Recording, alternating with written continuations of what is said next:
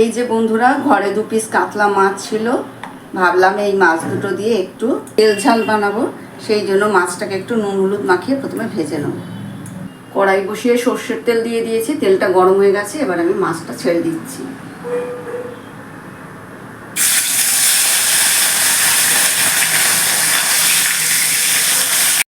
মাছটা ভেজে নামিয়ে নিয়েছি, মাছের সঙ্গে 2 পিস আলুও ভেজে নিয়েছি।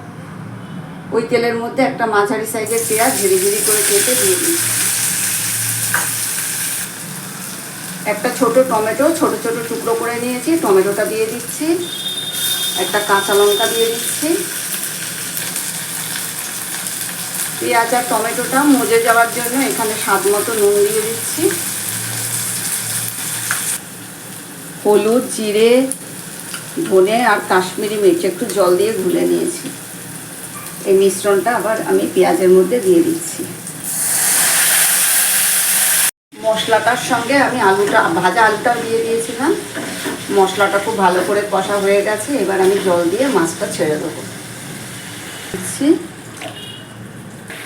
ঝোলটা ফুটে উঠেছে, এবার আমি ভাজা মাছটা দিয়ে দিচ্ছি।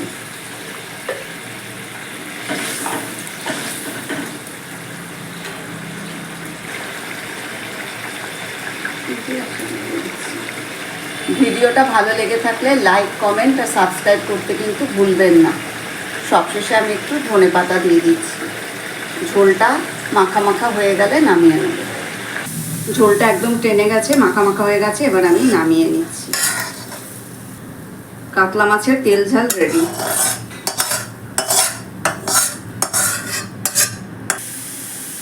সবাই ভালো থাকবেন, সুস্থ থাকবেন। আজ এখানেই শেষ করছি। ধন্যবাদ।